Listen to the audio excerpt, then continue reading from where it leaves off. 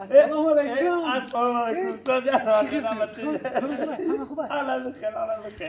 ای برادر تو چی خرساندی؟ او خرسان نشم خرم گم شید. خر گم شید. خر گم شید؟ تو خرت گم شده چی خرساندی؟ ای برادر او خر میدونی چقدر خدمت میکنه؟ موسورتا میبرم میفره آوتا میاره هزونتا میاره همه کارو تا کده آوردی سای. ای برادر برای چی تو با خرساندی میکنی؟ بابا خرسان نشم خیرته که خودم در بالای خر نبودم نباشه خومم گم میشیدم.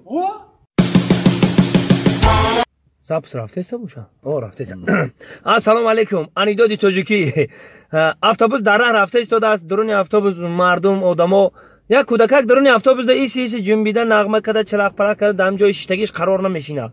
یک مسافر دم جای شیشتگی میگه ای بچه‌می درم جای شیشتگی قرار بشینی نمیشه وا بشی هم جای خوش رو قرار. میگه بابی جان یا زمان شیده ایسی نجنبی زندگیت پیش نمیره. بعد میگه ایسی سنه جنبی زندگیت پیش نمیره. خیلی استانوفکا دا افطابوس من میشوه کودکک میفروه میره و کاندوکتور پیش مسافر میاد میگه مرحمت بابی جان پلاتون درست کنین مبلغاتون درست کنین. مسافر ایسی تنوش میگه که پلاش نیست پنسای گرفتگیش نیست. میفهمه که کودکک دزیده. میگه آبا همه کودکک راست میگفته تو ایسی سنه جنبی زندگیت پیش نمیره.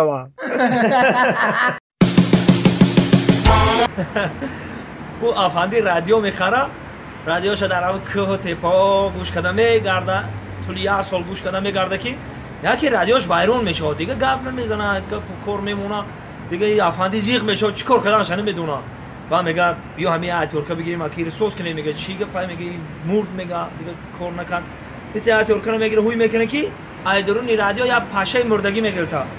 میگه ما میگم این رادیوی ما دیگه گپ نداشته این برانداش مرده بودای کو.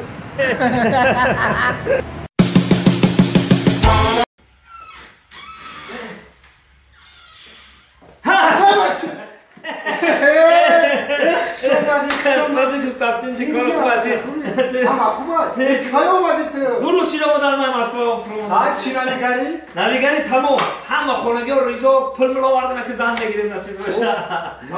زن بگیری؟ او تو سرسیما نشه زنگیر بسگیری دیوونه میگم بعد چطوری زن بگیری؟ او همین زن باشد زمانوی باشه که اخیراً در تاجیکستان چی گپ شده در روی دنیا چی گپ شده من در بفهمم اینترنت بفهمم از زن باشه ما خدمت بچه بساو نه مردی کارم در مسکو اگه زن باشه که کم کم من بفهمم اینترنت و همه چی همیشه کلی گپ شو زیغ نشنده چی تو ده هم خیزن در او ای ما نسیا ای هم خوبی داد یا تلویزیونی پلاسی بگی همه خبرها را میتتا اما تو در زون نگرتا